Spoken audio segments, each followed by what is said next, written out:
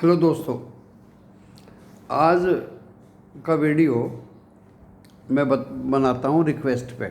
बच्चे लोगों ने कहा कि आप अपने तजुर्बे का थोड़ा हमें बताइए और इस भारतीय बाज़ार स्टॉक मार्केट में क्या भविष्य होगा हम लोगों का, इसके बारे में भी आप बताइए।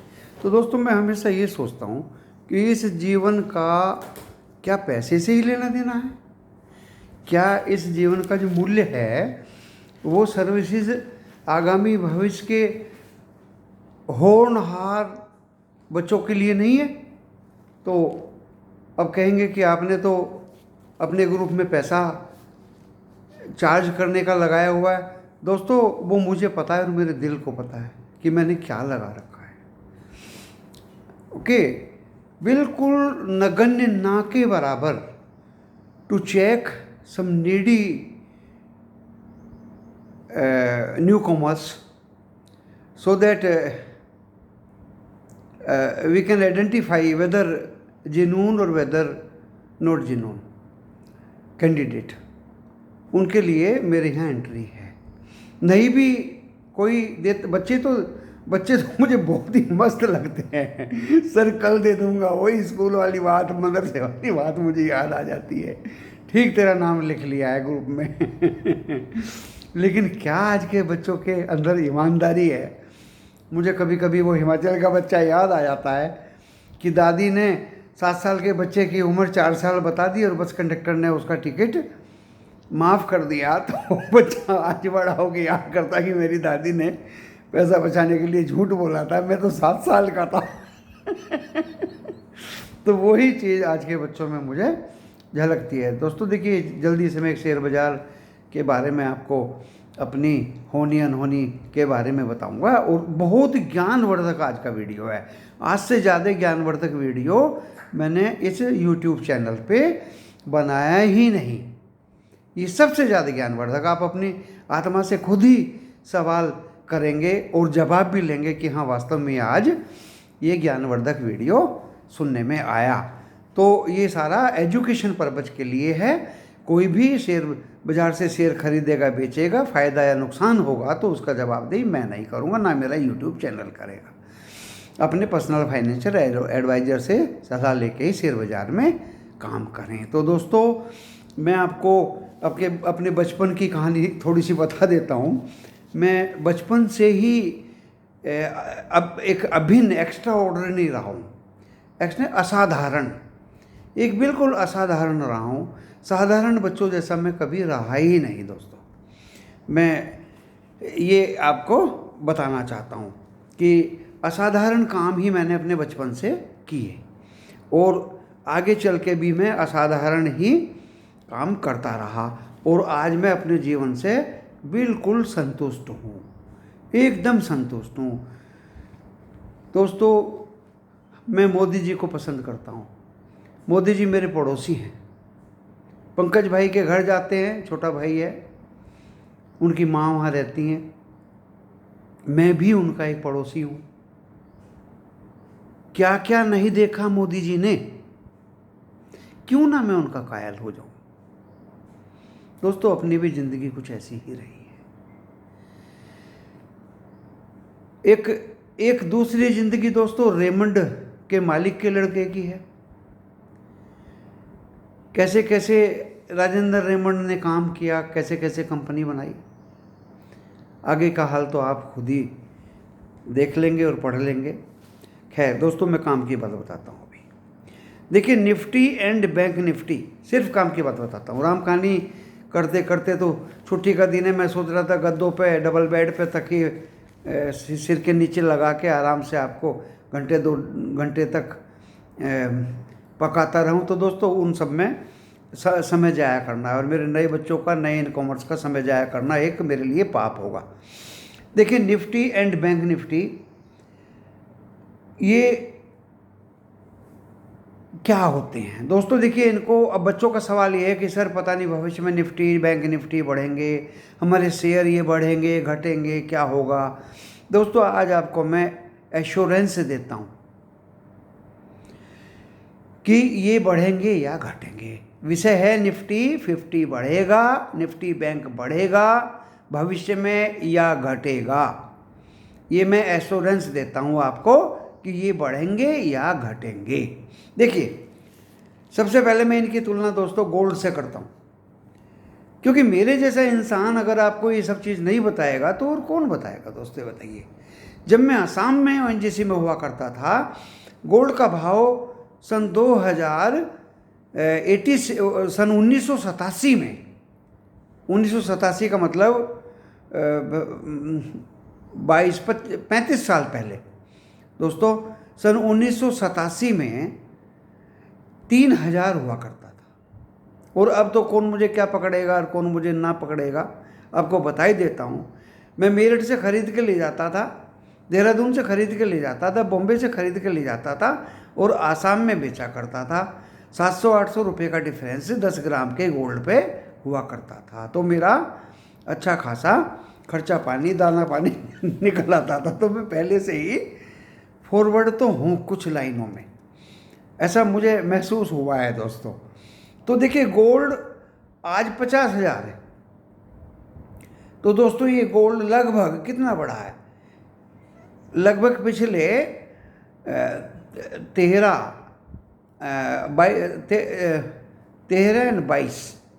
22 10 32 35। तो दोस्तों देखिए, 35 साल में 35 साल में आज 50,000 रुपये का ये हो गया है। उस ज़माने में 3000 हुआ करता था। तो अब आप देख लीजिए, 16-48 लगभग 17 गुना बढ़ा है दोस्तों। कितना बढ़ा है? ये 17 गुना गोल्ड बढ़ा है। 17 गुना गोल्ड बढ़ा है 35 साल में। देखिए, 35 साल में 17 गुना बढ़ा है गोल्ड। और दूसरी चीज़ें मैं कमोडिटीज पर आ जाता हूँ। शुगर केन 160 रुपये क्विंटल हुआ करता था, आज वो 440 या 50 है, लगभग 2.5 गुना बढ़ा है। गेहूं का दाम दोस्तों 400 रुपये क्विंटल हुआ करता था, आज वो 1600 है, 4 गुना बढ़ा है। दालें 10 गुनी बढ़ी हैं, 13 रुपये किलो हुआ करती थी, आज 130-140 रुपये किलो हैं। और दोस्तों लगभग 17 गुना गोल्ड बढ़ा है। और मेरा निफ्टी उस ज़माने में देखिए 2000 हुआ करता था, और ये सिर्फ 8 दूनी 16, ये 8 या 9 गुना ही बढ़ा है दोस्तों। कितना बढ़ा है? 9 गुना बढ़ा है। तो आप अब ये देखिए, सबसे ज़्यादा गोल्ड बढ़ा है दोस्तों, 17 गुना बढ़ा है गोल्ड। श्रीलंकन अभी भूखमरी में गोल्ड बेच कर ही अपना गुजारा कर रहे हैं। गोल्ड, कहीं भी लड़ाई झगड़ा हो, सबसे ज़बरदस्त एक धातु है जो इंसान को मुसीबत में कभी भी काम आती है। गोल्ड का तो जवाब ही नहीं दोस्तों, और काफ़ी दिन पहले बहुत कम था। खैर, बाकी जो कमोडिटीज़ हैं वो डिपेंड करती हैं प्रोडक्टिविटी पे। और अभी आपको मैं काम की बात ये बताता हूँ कि निफ्टी बैंक या निफ्टी 50 या बढ़ेंगे या नहीं। दोस्तों देखिए, अभी ये 8 गुने बढ़े हैं। आप एक मोटी सी चीज़ मान के चलिए कि पिछले 3 साल, सन 2000 में कोरोना आया, और लगभग आप ये देखिए पिछले 2-2.5 साल में ये 14-15 हज़ार से वापस घूम गया और 8,000 चला गया। तो 2-3 साल तो वो, और 2-3 साल और आगे के, मैं 2024-25 तक की गणना कर रहा हूँ दोस्तों, लगभग 5 साल में गोल्ड को बढ़ना चाहिए। 3 साल हमारे इंडेक्स को बढ़ना चाहिए। 2.5-3 साल तो इसके कॉमन हो गए, ये बढ़ा ही नहीं है। बढ़ा था तो वापस चला गया कोरोना में। और अभी दोस्तों ये सिर्फ 8 गुना लगभग बढ़ा है 35 साल में, जबकि गोल्ड 17 गुना बढ़ा है दोस्तों। बाकी कमोडिटीज बहुत थोड़ी थोड़ी बढ़ी हैं दोस्तों। अभी इंडेक्स का हमारा गोल्ड से तुलना चलता रहता है, और सुरक्षित भी हमारा इंडेक्स है। कोई वार हो जाए, वर्ल्ड वार हो जाए, या कोई विपदा आ जाए तो ये गिरता है और गोल्ड बढ़ता है। तो दोस्तों गोल्ड की तो बात ही अलग है, उसको तो बढ़ना ही बढ़ना है। विपदा आए या समृद्धि आए या वाहवा होए, तो गोल्ड तो ऊपर बढ़ के नीचे कभी गिरता ही नहीं। दूसरी चीज़, इंडेक्स जो है अभी फ्यूचर में 2024-25 में जो मैं प्रिडिक्ट कर रहा हूँ आज की तारीख में दोस्तों, बहुत अच्छी तरह से गौर से सुनिए। इसका भाव 24,000 हो जाएगा निफ्टी 50 का। मेरे तजुर्बे पे आप विश्वास करिए। देखिए ये 2000 के आसपास 87-88 में हुआ करता था, उससे भी नीचे था बल्कि, और आज ये दोस्तों 18,604 से वापस घुमा, और लगभग मैं 9 गुना इसको मानता हूँ, जिसमें 2.5 साल इसके कॉमन हो गए। ये बढ़ के कोरोना में नीचे चला गया था, वहाँ से रिकवरी में भी इसको कुछ समय लगा। दोस्तों अभी ये स्टैग्नेंट है, और जो वारूर होने तो हो चुके हैं, दुनिया में जो होना तो हो चुका है। खुशहाली, समृद्धा, जीडीपी बढ़ रही है, कमोडिटीज़ और सभी लोगों की आमदनी अमीरी की तरफ लोग चल रहे हैं, और हमारा देश भी जो डेवलपिंग है वो भी तरक्की कर रहा है।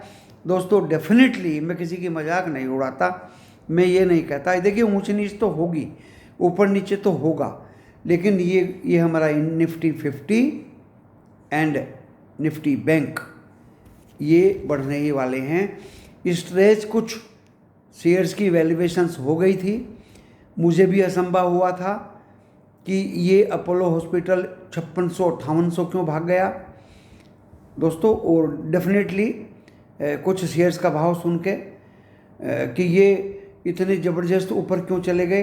दोस्तों उनको ऊपर जाना ही था, वैल्यूएशंस उनकी स्ट्रेच होनी ही है। अगर वे अभी नीचे भी आ गए तो फिर दोबारा से वे ऊपर जाएंगे। मजबूत fundamental strong stock, good governance वाले स्टॉक ऊपर जाएंगे ही जाएंगे। आपको मेरे इस लंबे तजुर्बे का फ़ायदा उठाना चाहिए। गोल्ड की तुलना से ही इंडेक्स चलता है, क्या या तो आप ETF में पैसा लगाएं, या निफ्टी 50 में लगाएं, या निफ्टी बैंक में लगाएं। मैं हर तरह का वक्तव्य आपको दोस्तों दूंगा। अब आप कहेंगे कि कहाँ लगाएं, कैसे स्टॉक में लगाएं, मैं वो भी आपको दूंगा। कमोडिटीज़ जो हैं वो भी बढ़ती रहती हैं, कम होती रहती हैं। कभी कोकोनट ऑयल बढ़ जाता है, तो कभी ब्लेंडिंग होकर तेल की कीमतें ज़्यादा हो जाती हैं। जो इंपोर्ट चीज़ होती है उनकी वैल्यूएशन ज़्यादा हो जाती हैं। दालें हमारे देश में कम पैदा हो जाती हैं किस साल में, तो उनकी भी कीमतें बढ़ जाती हैं। Everything depends on productivity. But दोस्तों जो मेरा निफ्टी 50 और बैंक निफ्टी है, उसकी तुलना जब मैं गोल्ड से करता हूँ, गोल्ड से कर सकता हूँ, और बाकी धातु कमोडिटीज़ से तो उसकी तुलना मैं नहीं कर सकता दोस्तों। उसको बढ़ना ही बढ़ना। आप देखिए अंदाज़ा लगा कि 35 साल पहले जो 2000 से नीचे था, और आज वो इंडेक्स कहाँ से कहाँ पहुँच गया है। वही जनरली शेयर्स कंपनीज उसमें ऐड हुआ करती थी, आज भी अच्छी अच्छी छाटकर गवर्नमेंट ऑफ इंडिया, सेबी और नेशनल स्टॉक एक्सचेंज ने अच्छे अच्छे कंपनीज के शेयर्स निफ्टी 50 में और बैंक निफ्टी में रखे हुए हैं। उनको दोस्तों बढ़ना ही बढ़ना है।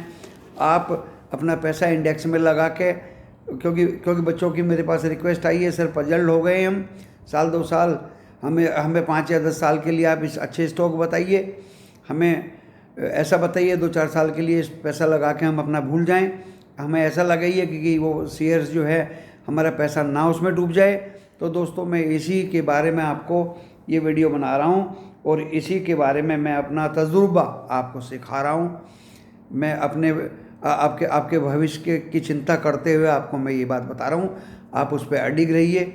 मैं भी उसी परिपाटी पे चलता रहा, मेरे जो दोस्त हैं वो लोग भी परिपाटी पे क्योंकि नौकरी वालों के साथ दोस्तों परेशानी क्या होती है, एक सज्जन ने प्लॉट खरीद लिया और पता चला कि उस पर मारुति सुजुकी का शोरूम बना हुआ मिला। जब वो 4 साल बाद अपने गृह टाउन में गया, क्या बीती होगी उस पर। कोई है उसकी हेल्प करने वाला? बीच में भी उसने उसको देखा, बीच में भी उसको इन्फॉर्मेशन मिली कि वहाँ ऐसा ऐसा हो रहा है, और लेने वाले ने रफा दफा बहुत जल्दी कर दिया। तो दोस्तों नौकरी वाला आदमी ना तो मुकदमा लड़ सकता, ना ही फ्रीली अप डाउन कर सकता, ना ही किसी से विवाद कर सकता, ना ही किसी से लड़ाई झगड़ा कर सकता। या तो आप गोल्ड रखिए खरीद के अपने तहखाने में, या अपने शेयर्स रखिए। गोल्ड रखेंगे तो उसके चोरी होने का सबसे ज़्यादा भय होता है। ट्रांसपोर्टेशन जॉब है, कहाँ ले जाएं, कैसे दबा के ले जाएं, दोस्तों उसकी चिंता होती है। और इवन आप उसको लॉकर में रखेंगे वहाँ भी चिंता होती है, क्योंकि लॉकर में आपने रख दिया, अनहोनी कुछ हो गई, बच्चे लड़ते रहे मुकदमा, सक्सेशन सर्टिफिकेट बनाते रहे, उसमें भी बड़ा ज़बरदस्त मामला होता है। स्टॉक्स में आप नॉमिनेशन दे देते हैं, नॉमिनेशन दे के सब कुछ स्ट्रीमलाइन में साफ हो जाता है, कोई ज़्यादा जद्दोजहद या उसकी खिलाफत भी नहीं करता, और आपके जो शेयर्स हैं वो सुरक्षित रहते हैं। दोस्तों, आप उन शेयर्स को यूज कर सकते हैं, उनमें खेल सकते हैं और उनको आप कैश कर सकते हैं। ना कोई उनको छीनेगा, ना उनको कोई मारुति का गैराज बनाएगा उनके ऊपर, ना कुछ करेगा। तो ये एक सुरक्षा की दृष्टि से मुझे सबसे बढ़िया सेविंग लगती है। और बढ़ने के लिए मैंने बता दिया, श्योर 100% आपके रिटायरमेंट पे ये हैंडसम अमाउंट, एक ढेर सारी अमाउंट देगा। अब आप कहेंगे कि आप सर जल्दी से अच्छे अच्छे स्टॉक बता दीजिए। दोस्तों देखिए, टेक टूट गया, टेक्नोलॉजी शेयर टूट गए, इंफॉर्मेशन टेक्नोलॉजी शेयर टूट गए, अब बिल्कुल नहीं चलेंगे, बिल्कुल कुछ नहीं होगा, अब तो ये गिर गए, अब तो दोस्तों कुछ नहीं होगा। इनके बिना दुनिया नहीं चलेगी, इनके बिना हवाई जहाज नहीं उड़ेंगे, पानी के जहाज नहीं चलेंगे, तोप मिसाइल और नासा स्पेस सैटेलाइट नहीं चलेंगे, बैंक्स नहीं चलेंगे दोस्तों, एटीएम नहीं चलेंगे, इनके बिना कुछ चल ही नहीं सकता। तो मेहरबानी करके इन्फोसिस, एचसीएल, कोफोर्ज को देख लेना भाई। कोफोर्ज को निट तो नहीं कहते थे पहले, एनआईटी, हमारे पवार साहब या किसी की कंपनी हुआ करती थी ये, शायद वही नाम बदल के इसको कोफोर्ज कर दिया। देख लियो, चेक कर लियो एक बार। इन्फोसिस, एचसीएल, कोफोर्ज, टेक महिंद्रा, टीसीएस, और छठा है लार्सन एंड टूब्रो इन्फोटेक। इसको मैं इसलिए कह रहा हूँ कि इसकी बहुत छोटी इक्विटी है, रिजर्व इसके 423 गुने हैं दोस्तों, लार्सन एंड टूब्रो इन्फोटेक के। और ये मैं बता रहा हूँ आपको, एक शेयर पे 3 या 4 बोनस देगा, जब भी देगा इकट्ठे 2 तो देगा ही मिनिमम। और ये मुझे सबसे ज़बरदस्त शेयर लगता है। गवर्नेंस भी एल&टी की बढ़िया है, इनकम भी बहुत बढ़िया है, विदेशों में एक्सपोजर भी बहुत बढ़िया है दोस्तों। रिजर्व 423 गुना है इक्विटी के, क्या कमी है इसके अंदर? तो 6 कंपनी मैंने टेक्नोलॉजी की बताई आपको। आप आईओसी, बीपीसीएल और एचपीसीएल खरीद कर रख लीजिए दोस्तों, बाल भी बांका नहीं होगा किसी भी चीज़ का। जबरदस्त कंपनी हो गई 9 दोस्तों। टाटा स्टील और रिलायंस के बिना हिंदुस्तान चल नहीं सकता। अगर मैं कल बंद कर दूं, किसी की हिम्मत नहीं कोई हिंदुस्तान को 1 इंच भी मूव करके देख ले। ये बैकबोन है दोनों हिंदुस्तान की। और दोस्तों 12वां स्टॉक है आईटीसी, इंडियन टोबैको, क्या है, इंडियन टोबैको कंपनी, आईटीसी। सस्ता है दोस्तों, फेरा कंपनी है। और ये 12 कंपनीज में आप पैसा लगा के एप्रिसिएशन मिलता रहे, कैश कर लीजिए, फिर नीचे आए खरीद लीजिए दोस्तों। भूल जाइए, 12 कंपनीज का पोर्टफोलियो बना के भूल जाइए। आज की बात मेरी याद रखिए, ये सब के सब निफ्टी 50 में हैं। इंडेक्स बढ़ेगा, ये बढ़ेंगे, इंडेक्स भी बढ़ेगा, इंडेक्स बढ़ेगा, ये भी बढ़ेंगे। अब आप कहेंगे ओएनजीसी, कोल या वेदांता आपने क्यों नहीं बताए? दोस्तों ये मैं इन कंपनियों से गुजरा हूँ। एक समाप्त होने वाले सामग्री को ये बेचते हैं। तेल जो है, जो क्रूड ऑयल है, वो कभी तो समाप्त होगा, कोयला कभी तो समाप्त होगा।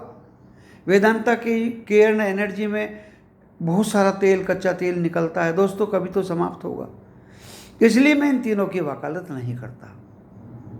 ये समाप्त हो जाने वाली धातु चीज़ें बेचते हैं, इनकी आगे भविष्य में फर्क पड़ सकता है, इसलिए मैं इनकी वकालत नहीं करता। पेनी स्टॉक्स की मैं बिल्कुल वकालत नहीं करता दोस्तों।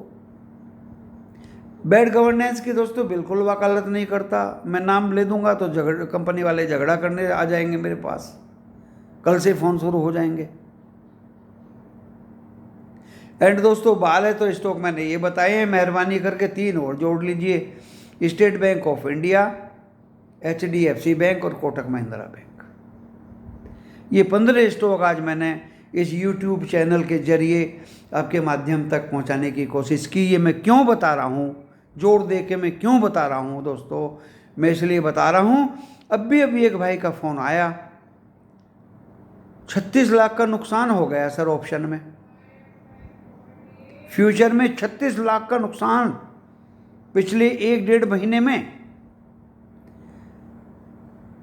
और व्हाट्सएप पे सिर दे दे के मार रहा है वो कि सर सिर घूम रहा है मेरा। अब बताइए उसका इलाज आप भी बता दीजिए क्या है। मेहरबानी करके, एक दिन तो मैंने बोल दिया था कि मैं ऑप्शन में आप भी खेलो, मेरे ही बच्चों ने मुझे खुद डांटा, क्या सिखा रहा है बे इन बच्चों को। दोस्तों मेहरबानी करिए, ऑप्शन और फ्यूचर की बात मेरी इस जिभ्या से ना निकले, और मेरे व्हाट्सएप और टेलीग्राम एंड इसके कमेंट्स में कभी भी पूछने की कोशिश कोई ना करे। मेरे फॉलोवर्स ही वैसे जवाब दे देते हैं, टेलीग्राम पे तो ज़बरदस्त फॉलोवर्स हैं। आज सुबह ही किसी महिला ने किसी बंदे को झाड़ा है। तो दोस्तों जुए, गैम्बलिंग और इस तरह के ऑप्शन सिर दे दे के मारना और आपका इतना बड़ा नुकसान हो गया। दोस्तों ये मेरे पास कम से कम भी 20वां फ़ोन आया होगा। जिस तरह से लोगों ने अपनी प्रॉपर्टी बेच के ऑप्शन और फ्यूचर्स में पैसा खो दिया, मेहरबानी करके ये काम ना करें। और इस छोटे से 21 मिनट के वीडियो के साथ मैं आपके पैसे की, भविष्य की और धन की और लाभ की कामना करते हुए आप सभी बहन भाइयों को ईद की मुबारकबाद, अक्षय तृतीया की शुभकामनाएं। और आज अपने इस वीडियो पर आप लोगों के द्वारा सब्सक्राइब और बेल आइकॉन का बटन और लाइक की इच्छा करते हुए यहीं विराम देता हूँ। जय हिंद।